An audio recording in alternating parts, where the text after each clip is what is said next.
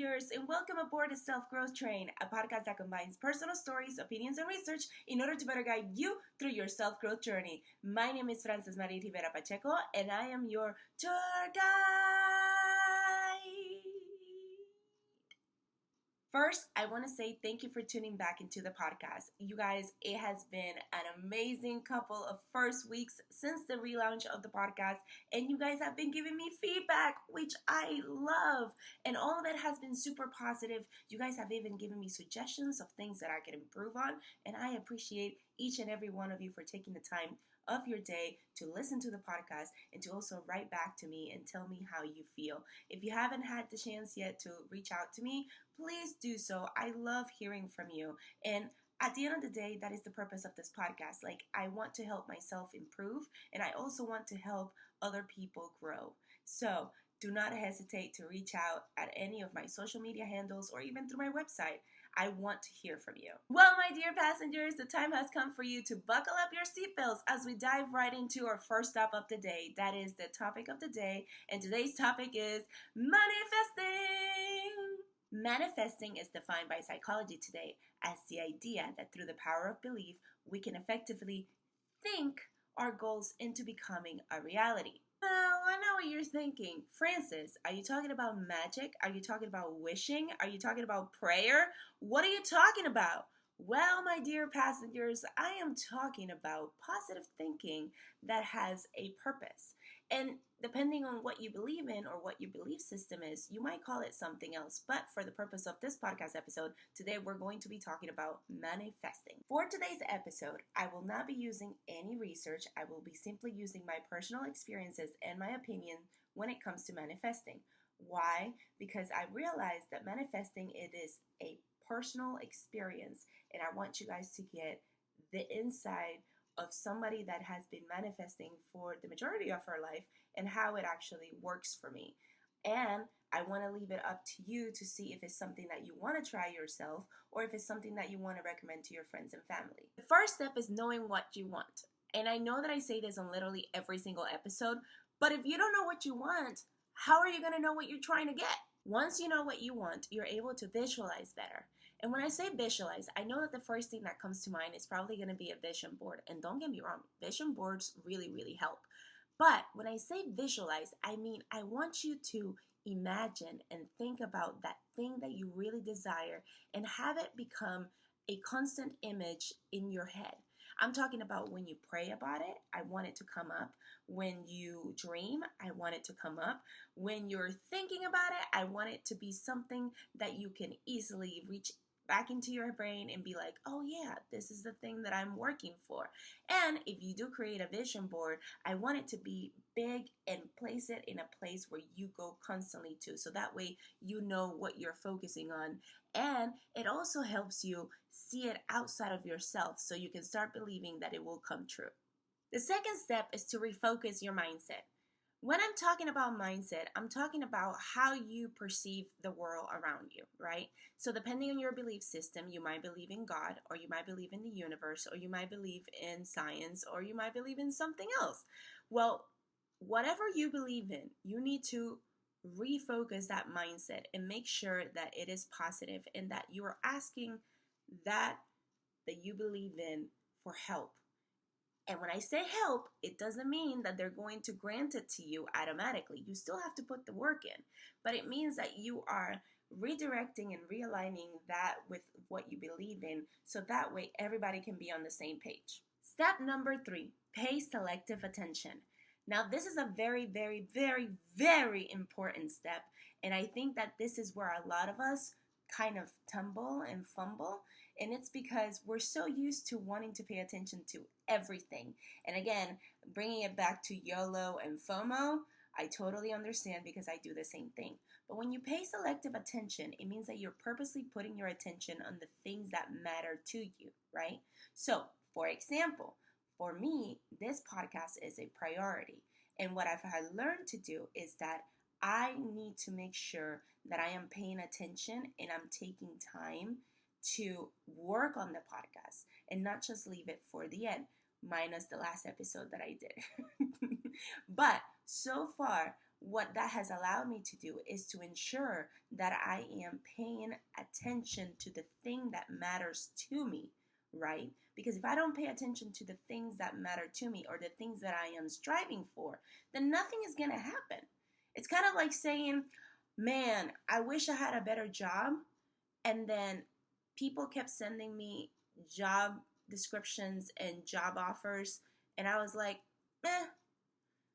no, I want something better.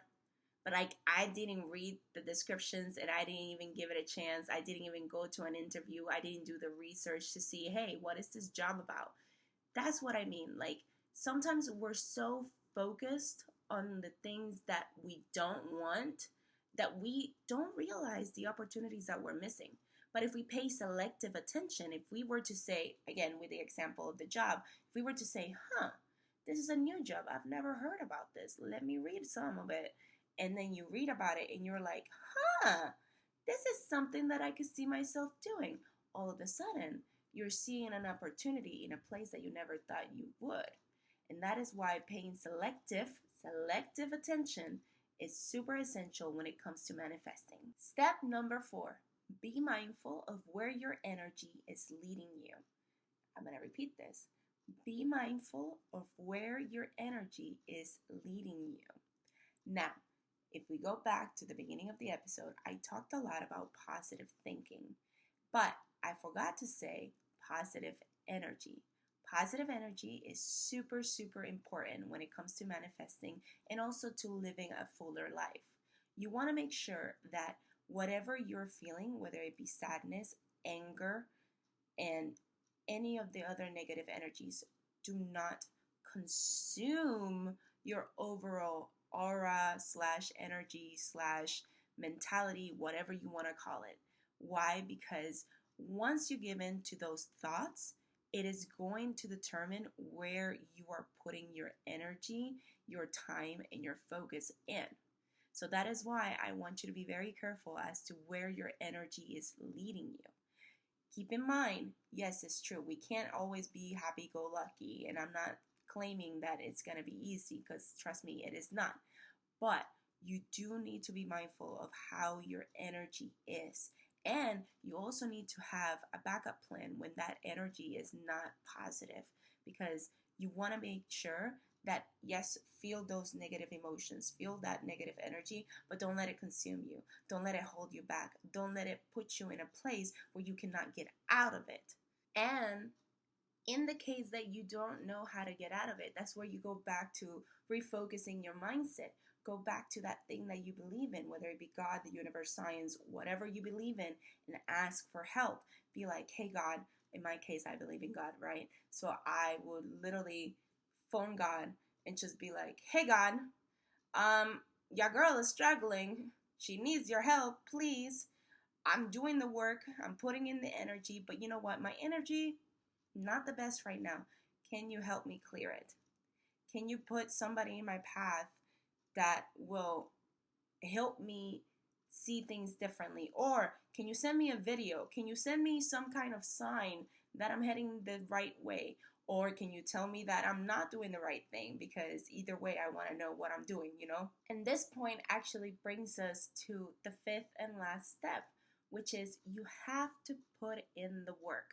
One of the biggest misconceptions with manifesting is that things are just going to magically happen. And that is not true. Whether it be through prayer, whether it be through wishing, whether it be through just positive thinking, you still need to put in the work. It isn't going to magically happen. Like, you getting an A in that test is not like you're going to wake up one day and have that knowledge. No, you need to put in those hours of studying in order to get it. And you getting in that new job, that means you have to do the job search. That means you have to put in the work on working on your interview skills. It needs to be that you're working on how you present yourself.